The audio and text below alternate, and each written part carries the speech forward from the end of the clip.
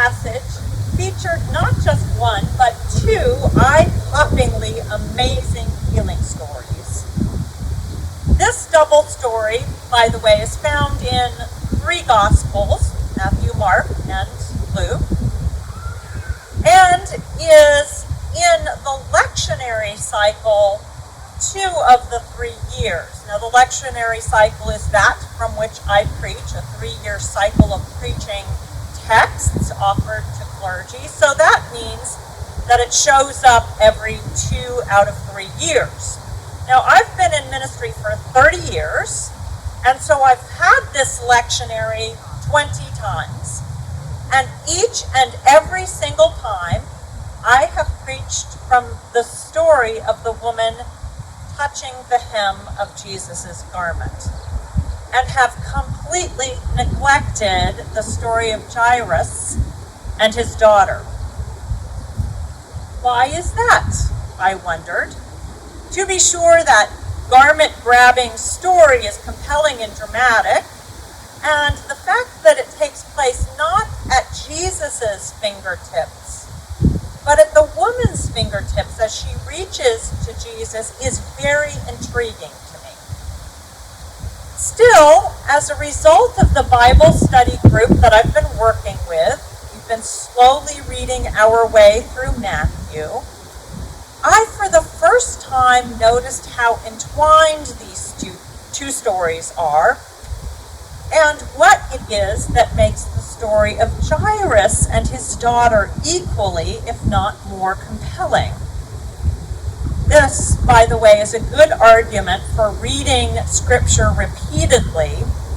Just when I think I know it all, I discover yet more light and truth shedding forth from God's holy word, to borrow from the words of famed Puritan Pastor John Robinson. So I undertook this week to get inside this story, which for me always means approaching it in a storytelling way. I spent some time imagining the story in Jairus' voice. Then I wondered how it would be that Jairus' wife would tell the story. I fiddled for a while with James, one of those 3 disciples, wondered if he might be able to tell the story. And then I decided that it needed to be told, at least right now, in the daughter's voice. Let the healed girl tell her own story. And while the hemorrhaging woman is free to tell hers, we hear that Jesus asks no one to tell of this particular story involving the little girl. Could that silence have been a gift to her? By the way, Scripture rarely gives names to women. She deserves a name, so she is Doviva, meaning grace-filled. Here is her story.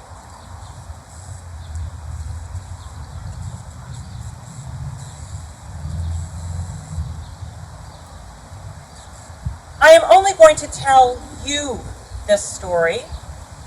I haven't shared it much because it's unbelievable, so strange, and I struggle to make sense of it.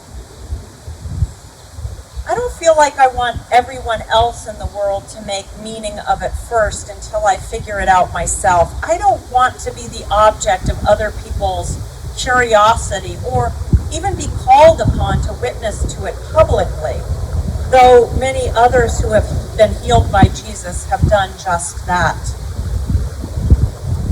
Perhaps it will come to me later, but right now, just 5 years after these events, I am still working out what they mean to me. Also, strangely, it's a story I'm not sure that I really even know except for secondhand. Even though I was in the middle of it, 12 years old, I was sick unto death. I had always been susceptible to any illness of any kind. Seems my mother would often have me home, giving me bread and honey and a little fish broth while other children were hurrying to finish their chores and read the scrolls so they could play. My father was well known. Perhaps you've heard of him. He was a leader of the synagogue, Jairus. Yes, that was my father. Of the sect of the Pharisees, my father was trying to help our people make sense of the old scriptures and the vassal kings who tolerated our tradition and our people would punish us harshly if we fought for more freedom. It was at this time that the man they called Jesus was alive, not in the resurrected form we now worship him, but actually alive. Yes, I met him, though I do not have much recollection of the events of that day. You see, again, I was terribly sick, getting worse and worse, so I was mostly unconscious and hallucinating. The man they called Jesus showed up in our town and was attracting a great crowd with his teaching and some healings too. The Pharisees and scribes were both suspicious of the many healers and preachers that came through from time to time. This Jesus was particularly arousing their apprehension. Within my family, privately, this story, which I'm at the center, this story is told over and over and over again. And what is told features how my father risked his position with the synagogue in order to approach Jesus, the Jesus of whom he had heard mostly disparagement and suspicion and wariness, mostly grumbling about Jesus' teaching, his dangerous shifting of the long-settled interpretations of law, his presumption to teach a small traveling synagogue of disciples, his uncanny capacity to heal. But it was just all that made my father, desperate for my healing, seek this Jesus out despite the risk to his position. Yes, my parents feared that I might die. So my Abba went right up through the crowds to Jesus and fell at his feet, asking him to come to our house to heal me. And Jesus immediately made to do so, but then was stopped, calling out that some power had gone out from him, distracted by some woman who touched his garment. There was a bunch of commotion around it, a search for the woman as the crowds were great. My father was very impatient with all this, desperate to get Jesus' attention and make him come to our house more quickly. So all of that happening was very distressing, and he did not attend to those details at all. But then my brother and my aunt came through the crowds to find my father with bad news. They reported my death. The mourning had already begun in the courtyard of our home. I'm not sure whether I was dead or alive through all this. That question is one I cannot even settle in my own mind. My mother swears it was so, that my heart had stopped its beating and the blue paleness of death had settled upon me. I guess we all have our own way to tell the story. My father was beside himself at that news, and still, he tried to beg Jesus to come to progress towards our home, to heal me, even though that now seemed impossible. My aunt and brother implored my father to bother Jesus no more, but Jesus looked right at my father and said, "Don't be afraid, just believe," and then moved quickly towards our house with my father, my brother, and my aunt, allowing no one of the crowd to come with him except for Peter, James, and John. And when they got to the house where I lay like the dead, all the ritual mourning and wailing and rending was going on in the courtyard. Jesus, walking through, told them all that I was not dead. Well, of course, they laughed at him. Jesus then ordered everyone out of the courtyard, and again took only John, Peter, and James, and my parents with him through to my bed. And Jesus hardly did a thing.